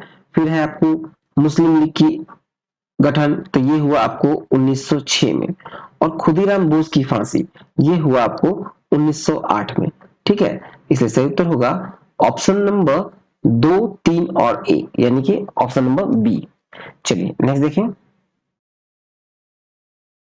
नेक्स्ट है निम्नलिखित में से कौन औपनिवेशिक भारत में साम्यवादी कम्युनिस्ट नेता नहीं थे? साम्यवादी कम्युनिस्ट नेता कौन नहीं थे ये बताना है। तो इसका सही उत्तर है ऑप्शन नंबर बी, पीसी रे, एसे डांगे, मुजफ्फर अहमद और सिंगारवेलु। ये तीनों जो थे वो आपको साम्यवादी नेता थे, औपनिवेशिक भारत में साम्यवादी नेता। और लेकिन पीसी रे जो थे वो भारत में रसायन विज्ञान का जनक कहा जाता है इनको, ठीक है, भारत में रसायन विज्ञान का जनक। और इन्होंने स्वदेशी आंदोलन के दौरान बंगाल केमिकल्स स्वदेशी स्टोर्स की स्थापना की। चलिए नेक्स्ट देखें। तो नेक्स्ट है कांग्रेस के किस अधिवेशन में कांग्रेस का संविधान तैयार किया गया था? इसका सही उत्तर है ऑप्शन नंबर सी, मद्रास में 1908 में किया गया था, ठीक है। मद्रास के 1908 में जो अधिवेशन हुआ संविधान का वही तैयार किया गया था कांग्रेस का। अब देखिए ये 23वां अधिवेशन था, ठीक है, मद्रास का, और ये मद्रास में आयोजित हुआ और इस अधिवेशन की अध्यक्षता जो की थी वो रास बिहारी बोस ने की थी, ठीक है। रास बिहारी बोस अध्यक्षता करने वाले रास बिहारी बोस थे और इस अधिवेशन में कांग्रेस के संविधान का निर्माण किया गया। चलिए नेक्स्ट देखें। नेक्स्ट है कि बिहार में स्थापित होम रूल लीग के अध्यक्ष निम्नलिखित में से कौन था? तो होम रूल लीग के जो अध्यक्ष थे बिहार में स्थापित जो था उसमें अध्यक्ष थे मजरूल हक, ठीक है, पटना के बांकीपुर में 16 दिसंबर 1916 को, ठीक है, 16 दिसंबर 1916 को, ठीक है, एक आयोजित हुआ था एक सभा, होम रूल लीग स्थापित करने का निर्णय लिया गया बांकीपुर में और मजरूल हक को इस लीग का अध्यक्ष और बैद्यनाथ नारायण को सचिव बनाया गया था, ठीक है। बैद्यनाथ नारायण जो थे वो सचिव थे। चलिए नेक्स्ट देखें। तो नेक्स्ट है कि भागलपुर में 28 और 29 अगस्त 1920 को आयोजित जो 12वां बिहार प्रांतीय सम्मेलन था उसकी अध्यक्षता किसने की? तो इसका उत्तर होगा option number A, Rajendra Prasad. Rajendra Prasad ने बिहार प्रांतीय सम्मेलन का जो 12वां अधिवेशन था भागलपुर में हुआ था उसकी अध्यक्षता की थी और इस सम्मेलन में असहयोग संबंधी प्रस्ताव दरभंगा के धर्मधीर ने प्रस्तुत किया जो पारित हो गया। अब नेक्स्ट देखें। नेक्स्ट है कि निम्नलिखित में से अंग्रेजों के खिलाफ कौन सा विद्रोह पश्चिमी घाट महाराष्ट्र में हुआ था? तो इसका उत्तर देखें। तो पहले देखते हैं हम लोग कि जो भील विद्रोह एवं रमोसी विद्रोह, ठीक है, भील विद्रोह एवं रमोसी विद्रोह अगर देखें तो ये पश्चिमी घाट महाराष्ट्र में हुआ, ठीक है। फिर है ज्वांग विद्रोह, ये आपको उड़ीसा के क्योंझर में हुआ था। चुआर विद्रोह जो है वो आपको मेदिनीपुर बाकुल बंगाल में हुआ था। ये सभी विद्रोह जो है वो ब्रिटिश धार्मिक, आर्थिक, सामाजिक एवं राजनीतिक नीति का विरोध था जो विभिन्न कालखंडों में देश में अनेक हिस्सों में प्रकट हुआ था। ठीक है, क्वेश्चन था कि निम्नलिखित में अंग्रेजों के खिलाफ कौन सा विद्रोह पश्चिमी घाट पर हुआ, तो ये हुआ था रामोसी विद्रोह और भील विद्रोह। ठीक है, ये दोनों होगा, इसलिए सही उत्तर मानेंगे हम लोग ऑप्शन नंबर ई, उपयुक्त में एक से अधिक। अगला है, सिकंदर लोदी ने 1495-96 में हुसैन शाह सर्की को पराजित कर किसे बिहार का प्रभारी नियुक्त किया। तो देखिए, इसका जो सही उत्तर है वो है दरिया खान लुहानी। ठीक है, ऑप्शन नंबर सी दरिया खान लुहानी है। बिहार शरीफ के अभिलेख जो है उसके अनुसार देखा जाए तो हुसैन शाह सर्की को पराजित कर दरिया खान लोहानी को बिहार का प्रशासक नियुक्त किया गया, जो कि आपको 1523 तक मृत्यु होने तक बिहार का प्रभारी बना रहा था दरिया खान लोहानी। चलिए नेक्स्ट देखते हैं। नेक्स्ट, किस वर्ष पटना में सिखों के 10वें गुरु गुरु गोविंद सिंह का जन्म हुआ। इसका सही उत्तर है ऑप्शन नंबर बी 1666 में हुआ।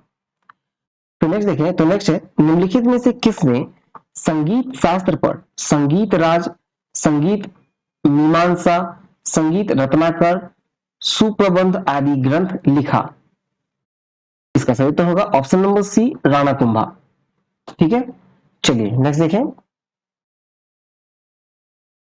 निम्नलिखित में से किसने बहमनी साम्राज्य की राजधानी गुलबर्गा के स्थान पर बिदर स्थानांतरित की थी। तो देखिए, ये किया गया था सिहाबुद्दीन अहमद प्रथम के द्वारा। ठीक है, सिहाबुद्दीन प्रथम अहमद, जिनका कार्यकाल था 1422 से लेकर 1446 ईस्वी तक। ठीक है, और सर्वप्रथम गुलबर्गा के स्थान पर बीदर को अपनी राजधानी बनाई थी। बहमनी साम्राज्य की इस नवीन राजधानी को मोहम्मदाबाद नाम दिया गया था। नेक्स्ट है, अकबर के समय इबादत खान में आमंत्रित धर्माचार्यों में से किसने ईसाई धर्म का प्रतिनिधित्व किया था। ये 1575 ईस्वी में, ठीक है, 1575 ईस्वी में अकबर ने फतेहपुर सीकरी के इबादत खाने में निर्माण किया और इससे सभी धर्मों के धर्माचार्यों को आमंत्रित किया था। इबादत खाने में एकाबीवो एवं मोंसेरात ने ईसाई धर्म का प्रतिनिधित्व किया था। एकाबीवो और मोंसेरात ने, यानी कि ये दोनों, इसलिए सही होगा ऑप्शन नंबर ई, उपयुक्त में एक से अधिक। नेक्स्ट है कि निम्नलिखित में से किसने फिरोज तुगलक को सल्तनत युग का अकबर कहा। तो ये कहा था एल्फिंस्टन ने। ठीक है, एल्फिंस्टन ने कहा था फिरोज तुगलक को सल्तनत युग का अकबर। फिरोज तुगलक जो था वो आपको 1351 से 88 ईस्वी तक, 1351 से 1388 ईस्वी तक उसकी कल्याणकारी कार्यों के कारण हेनरी एट और एलिफिस्टन ने सल्तनत युग का अकबर कहा था इन्हें। चलिए नेक्स्ट देखते हैं। नेक्स्ट है कि निम्नलिखित में से किसने दिल्ली में बैतुल उल उलूम नामक पुस्तकालय की स्थापना की। तो ये किया गया था जेबुनिशा के द्वारा, यानी कि सही ऑप्शन होगा ऑप्शन नंबर सी जेबुनिशा।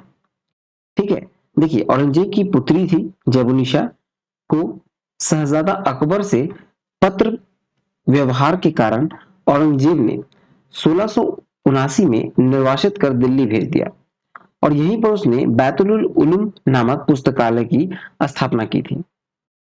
ठीक है, फिर देखिए सांची के स्तूप का निर्माण निम्नलिखित में से किसने करवाया है। तो सांची के स्तूप का निर्माण कराया था अशोक ने। सही उत्तर होगा ऑप्शन ए अशोक। अशोक कला प्रेमी था, कला संरक्षक था, बौद्ध परंपराओं से 84,000 स्तूपों के निर्माण का श्रेय प्रदान करती है। सांची का स्तूप निर्माण अशोक ने ही करवाया था। चलिए नेक्स्ट देखें। जैन धर्म की पहली महिला भिक्षुणी कौन थी। इसका उत्तर होगा ऑप्शन नंबर डी चंदना। ठीक है, ऑप्शन नंबर डी चंदना। चंपा के शासक दधिवाहन की पुत्री चंदना महावीर की पहली भिक्षुणी थी। फिर नेक्स्ट है, निम्नलिखित में से कौन युग सुमेलित नहीं है। इधर हड़प्पा है, इधर क्षेत्र है। ठीक है, तो देखिए इसका अगर हम लोग देखें तो संघोल, संघोल जो है वो पंजाब में सही है, राखीगढ़ी हरियाणा में सही है, हुल्लास पश्चिम उत्तर प्रदेश में सही है, प्रभास पाटन, ये गुजरात में है, ये भी सही है, इसलिए सही उत्तर होगा ऑप्शन नंबर ई, उपयुक्त में एक से अधिक। चलिए नेक्स्ट देखें। नेक्स्ट है पंचविश ब्राह्मण किस वेद के ब्राह्मण ग्रंथ है? तो इसका सही उत्तर होगा ऑप्शन नंबर सी, सामवेद का। ठीक है, फिर नेक्स्ट है निम्नलिखित में से किसने मौर्य वंश के पतन का कारण आर्थिक संकट बताया? तो आर्थिक संकट बताने वाले थे डीडी कौशाम्बी। ठीक है, मौर्य वंश के पतन का कारण था, इतिहासकारों के बीच में मतभेद रहा, लेकिन इस संदर्भ में डीडी कौशाम्बी ने मौर्य वंश के पतन का कारण आर्थिक संकट और ऋणग्रस्तता को बताया है। चलिए नेक्स्ट देखें। नेक्स्ट है कि भारत का भूगोल जियोग्राफी नामक पुस्तक निम्नलिखित में से किसने लिखी थी? ठीक है, तो देखिए इसका जो उत्तर होगा वो होगा option number D, Ptolemy. Ptolemy ने लिखी थी ज्योग्राफी नामक पुस्तक। ठीक है, देखिए टॉलमी जो है वो दूसरी शताब्दी में भारत का भूगोल यानी ज्योग्राफी नामक पुस्तक लिखा था। इसमें तत्कालीन भारत की विस्तृत जानकारी मिलती है। फिर नेक्स्ट है निम्नलिखित में से कौन सा युग्म सुमेलित नहीं है? ठीक है, तो देखिए इधर है आपको राजवंश और इधर है संस्थापक। अब देखना है कौन सुमेलित नहीं है। तो देखिए गढ़वाल वंश चंद्रदेव सही है, हुन वंश तोरमन सही है, कलचुरी वंश कोकल ये भी सही है, और चोल वंश दुमती दर्ग ये गलत है। ठीक है, देखिए चोल वंश का जो स्थापना हुआ था वो विजयालय ने की थी। ठीक है, चोल वंश का स्थापना कौन किया था? विजयालय, विजयालय ने की थी। और जबकि दुमती दुर्ग जो था वो राष्ट्रकूट वंश का संस्थापक था। ठीक है, राष्ट्रकूट वंश का संस्थापक था, इसलिए सही उत्तर है ऑप्शन नंबर डी। अगला है छठी से चौथी शताब्दी ईसा पूर्व में मगध सर्वाधिक शक्तिशाली राज्य के रूप में उभरा। इतिहासकारों के अनुसार इसके क्या कारण थे? तो देखिए इसमें आपको सही उत्तर ऑप्शन नंबर डी, एक दो तीन और चार सभी, मतलब कृषि अधिशेष, लोहे की खदानें, गंगा और नदियों के कारण सुलभ आवागमन, और जंगली क्षेत्रों में हाथी की उपलब्धता। ठीक है, ये सभी सही उत्तर है। अगला देखते हैं कि नेक्स्ट है कि किस भारतीय शासक ने हुन शासक मिहिर कुल को पराजित किया है? मिहिर कुल को पराजित किया था यशोधर्मन ने, इसलिए सही उत्तर होगा option number C, Yashodharman. Mandsaur के थे यशोधर्मन, जिसने 527 ईसा पूर्व 527 ईस्वी में, ठीक है 527 ईस्वी में मिहिर कुल को परास्त किया था। यशोधर्मन जो है वो मालवा का शासक था। यशोधर्मन के विषय में हमें मंदसौर अभिलेख के बारे में जानकारी मिलती है। ठीक है, चलिए नेक्स्ट देखें। तो नेक्स्ट है कीमतों में वृद्धि लेकिन घटती समृद्धि और रोजगार की घटना इंगित करती है। तो देखिए इसका जो सही उत्तर होगा वो होगा option number C, stagflation. Stagflation होगा जब मुद्रास्फीति बिना आर्थिक समृद्धि के उत्पन्न हो तब ये स्टैगफ्लेशन की दशा कहलाती है, क्योंकि यह जो आर्थिक समृद्धि थम जाती है, अतः रोजगार के अवसर उत्पन्न नहीं होते और सामान्यतः उच्च बेरोजगारी के कारण मूल्य में कमी होना चाहिए, जो कि स्टैगफ्लेशन के दौरान नहीं देखा जाता है। ठीक है, चलिए नेक्स्ट देखते हैं। अगला देखें तो भारत में आरबीआई ने अपनी मौद्रिक नीति का मापन किसके आधार पर करता है? ठीक है, तो देखिए ये सीपीआई के आधार पर करता है, संयुक्त सीपीआई जो दिया हुआ है। ठीक है, देखिए सीपीआई हो गया आपको कंज्यूमर प्राइस इंडेक्स, मतलब उपभोक्ता मूल्य सूचकांक। वर्तमान में जो भारतीय रिजर्व बैंक है अपनी मौद्रिक नीति की रूपरेखा तैयार करने के लिए उपभोक्ता मूल्य सूचकांक संयुक्त के आंकड़ों का प्रयोग करता है। उपभोक्ता मूल्य सूचकांक के अंतर्गत मुद्रास्फीति की गणना की प्रक्रिया में वस्तुओं एवं सेवाओं की कीमत में होने वाले जो परिवर्तन है उसको खुदरा बाजार में स्तर पर मापा जाता है, खुदरा बाजार के स्तर पर मापा जाता है। ठीक है, चलिए नेक्स्ट देखें। अगला प्रश्न है निम्नलिखित में से कौन सा कर्व कर दर और कर राजस्व के बीच के संबंध को दर्शाता है? तो देखिए इसका सही उत्तर होगा ऑप्शन नंबर ए, लॉफर कर्व। लॉफर कौन थे? तो लॉफर देखिए ये थे एक अर्थशास्त्री जिनका नाम था आर्थर लॉफर। ठीक है, आर्थर लॉफर। हाँ, और इन्होंने कहा था कि कर की दर एवं कर राजस्व के बीच इन्होंने संबंध को दिखाया था। और इनके अनुसार यदि कर की दर कम हो या फिर कर की दर अत्यधिक हो, दोनों ही स्थिति में कर से प्राप्त होने वाली प्राप्तियां हैं वो कम रहेंगी। कर से होने वाली प्राप्ति अधिकतम तब होगी जब कर की दर सामान्य होगी। कर की दर में ज्यादा बढ़ोतरी के कारण कर की चोरी बढ़ जाती है, इसलिए वो दोनों बराबर ही हो जाता है। ठीक है, चलिए नेक्स्ट देखें। अगला है वर्ष 2020-21 में भारत के किस राज्य में मक्का का सर्वाधिक उत्पादन हुआ? तो इसका सही उत्तर है ऑप्शन नंबर सी, कर्नाटका। ठीक है, देखिए आर्थिक समीक्षा जो 2021-22 का था उसके आंकड़ों के अनुसार वर्ष 2020-21 में जो मक्के का सर्वाधिक उत्पादन हुआ था वो कर्नाटका में हुआ था।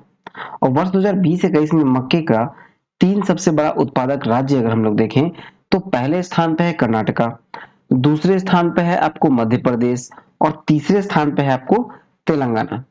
ठीक है, पहले स्थान पे कर्नाटका, दूसरे पे मध्य प्रदेश और तीसरे पे तेलंगाना। चलिए नेक्स्ट है वर्ष 2020-21 में वर्तमान कीमतों पर निम्न में से किस राज्य का निवल राज्य घरेलू उत्पाद सबसे अधिक रहा? तो इसका सही उत्तर है ऑप्शन नंबर डी, तमिलनाडु। ठीक है, आर्थिक समीक्षा 2021-22 में दिए गए जो आंकड़े थे उसके अनुसार वर्ष 2020-21 में वर्तमान कीमतों पर निवल राज्य घरेलू उत्पादन सबसे अधिक तमिलनाडु में रहा। कितना रहा? तो 716,544 करोड़ रुपए। ठीक है, चलिए नेक्स्ट देखें। नेक्स्ट है कि स्थिर कीमतों पर वर्ष 2021-22 में कृषि और संबद्ध क्षेत्र की सकल मूल्य संवर्धन मतलब जीवीए की वार्षिक वृद्धि दर है। तो इसका सही उत्तर है ऑप्शन नंबर डी, 3.9%। ठीक है, 3.9%। चलिए नेक्स्ट है प्रचलित मूल्यों पर वर्ष 2021-22 में सकल मूल्य संवर्धन में कृषि और संबंधित क्षेत्र का हिस्सा कितना रहा? तो ये रहा 18.8%। सही होगा ऑप्शन नंबर ए। चलिए अगला देखते हैं। नेक्स्ट कि बिहार के निम्न में से किस जिले में वनावरण का क्षेत्रफल न्यूनतम है, सबसे कम? तो यह है शेखपुरा में।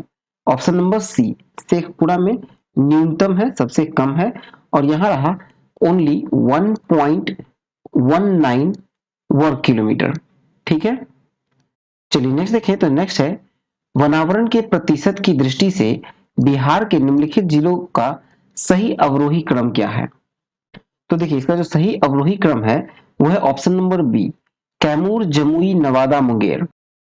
देखिए कैमूर का जो है वो है 31.56%। ठीक है, जमुई का है आपको 21.34%। फिर नवादा का है आपको 20.72%। फिर आपको मुंगेर का है 20.16%। ठीक है, चलिए इसलिए सही उत्तर होगा option number B, Kaimur, Jamui, Nawada, Munger. चलिए नेक्स्ट देखते हैं।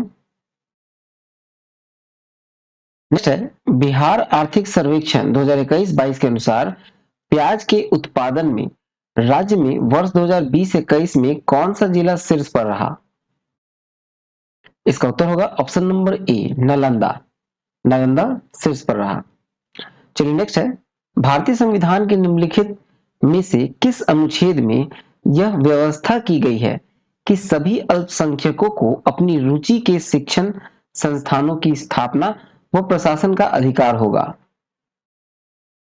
इसका उत्तर होगा ऑप्शन नंबर सी, अनुच्छेद 30 में कहा गया है। ठीक है, अनुच्छेद 30 के तहत शिक्षा संस्थाओं की स्थापना और प्रशासन करने का अल्पसंख्यक वर्गों का अधिकार उल्लेखित है, जबकि अनुच्छेद 28 के तहत कुछ शिक्षा संस्थानों में धार्मिक शिक्षा या धार्मिक उपासना की उपस्थिति होने के बारे में स्वतंत्रता है। और फिर आपको अनुच्छेद 29 में जो दिया गया है वो है कि अल्पसंख्यक वर्गों के हित के संरक्षण का उल्लेख है। नेक्स्ट है कि किस वाद के फैसले में सर्वोच्च न्यायालय ने सर्वप्रथम घोषित किया कि उद्देशिका संविधान का हिस्सा नहीं है? इसका सही उत्तर है ऑप्शन नंबर ए, बीरूबाड़ी। ठीक है, चलिए नेक्स्ट देखें। तो नेक्स्ट है कि निम्न में से कौन मार्ले मिंटो सुधार 1909 के प्रावधानों में शामिल नहीं था। तो देखिए, मिंटो मार्ले जो सुधार था 1909 का, उसके अंतर्गत केंद्रीय विधान परिषद निर्वाचित सदस्यों का स्थान प्राप्त था, जिनकी संख्या बढ़कर 60 कर दी गई। अब मिंटो मार्ले सुधार अधिनियम का प्रमुख प्रावधान देखें तो विधान परिषदों के आकार में वृद्धि, ठीक है, केंद्रीय और प्रांतीय विधानसभा विधान परिषदों के आकार में वृद्धि, ये सही है। फिर दूसरा है आपको केंद्रीय परिषद में सरकारी बहुमत को बनाए रखा, लेकिन प्रांतीय परिषदों में गैर सरकारी सदस्यों को बहुमत की अनुमति थी। तो दूसरा वाला भी सही है, प्रांतीय परिषदों में सरकारी बहुमत, ठीक है। फिर तीसरा है सांप्रदायिक और पृथक निर्वाचन पद्धति, ठीक है। और चौथा है केंद्रीय विधान परिषद में निर्वाचित सदस्यों का स्थान नहीं, ठीक है। चलिए इसका उत्तर होगा ऑप्शन नंबर ई। अगला है केंद्र और राज्यों के बीच वैधानिक शक्तियों का बंटवारा दिया हुआ है। ये जो है आप देखें तो जैसे कि यहाँ चौथा अनुसूची है, चौथा अनुसूची में क्या कहा गया है कि राज्य और केंद्र शासित प्रदेश के लिए राज्यों में सीटों का आवंटन का उल्लेख है, ठीक है। फिर पांचवा अनुसूची में है आपको अनुसूचित क्षेत्रों और अनुसूचित जनजातियों के प्रशासन एवं नियंत्रण पर संबंधित प्रावधान। फिर छठा अनुसूची में है आपको कि जनजाति क्षेत्रों के प्रशासन के बारे में उपबंध। और आठवां अनुसूची में है भारत की मान्यता प्राप्त 22 राजभाषाओं का उल्लेख, ठीक है। इसका सही उत्तर होगा ऑप्शन नंबर ई। नेक्स्ट देखें तो नेक्स्ट है मूल अधिकारों का निम्न में से कौन सा वर्ग अस्पृश्यता की समाप्ति के समाविष्ट करता है। उत्तर होगा ऑप्शन नंबर डी, समानता का अधिकार। समानता का अधिकार अस्पृश्यता की समाप्ति को समाविष्ट करता है, ठीक है। और मौलिक अधिकार में समानता का अधिकार अनुच्छेद आपको मौलिक अधिकार में समानता का अनुच्छेद अनुच्छेद 14 से आपको 14 से 18 तक वर्णित है। और अनुच्छेद 17 में अस्पृश्यता का समाप्ति का उल्लेख है, ठीक है। चलिए नेक्स्ट देखते हैं। नेक्स्ट है प्रिवेंटिव डिटेंशन के अंतर्गत एक व्यक्ति को बिना मुकदमा चलाए बंदी बनाकर रखा जा सकता है। इसका उत्तर होगा ऑप्शन नंबर सी, 3 माह तक, ठीक है। चलिए नेक्स्ट है एक वर्ष से कम कितनी बार संसद की बैठक होना आवश्यक है। एक वर्ष में कम से कम कितनी बार संसद का बैठक होना आवश्यक है। तो इसका सही उत्तर है ऑप्शन नंबर ई। क्यों, तो देखिए अनुच्छेद 85 ए के अनुसार राष्ट्रपति समय समय पर संसद के प्रत्येक सदन को ऐसे स्थान पर जो वह ठीक समझे अधिवेशन के लिए आहूत कर सकता है, किंतु उसे एक सत्र की अंतिम बैठक एवं आगामी सत्र की प्रथम बैठक के लिए नियत तारीख के बीच में 6 महीने का अंतर होना चाहिए।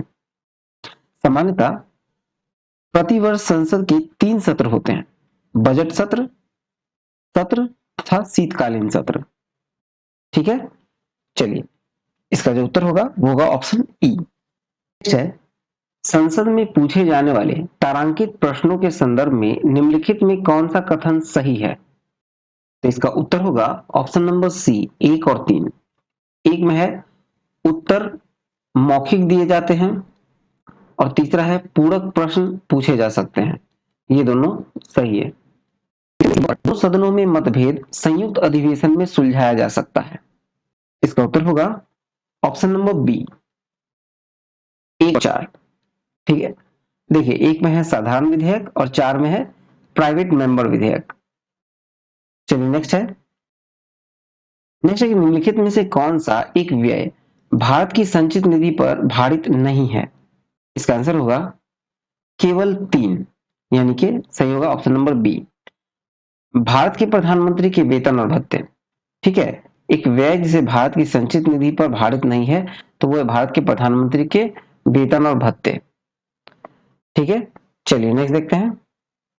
नेक्स्ट निम्नलिखित अधिकारियों का अग्रता क्रम में सही अनुक्रमांक कौन सा है। तो इसका सही उत्तर है ऑप्शन नंबर डी, 4-3-2-1, यानी कि भारत का मुख्य न्यायाधीश, संघीय मंत्रिमंडल सदस्य, मुख्य निर्वाचन आयुक्त और मंत्रिमंडल सचिव, ठीक है। चलिए नेक्स्ट देखें।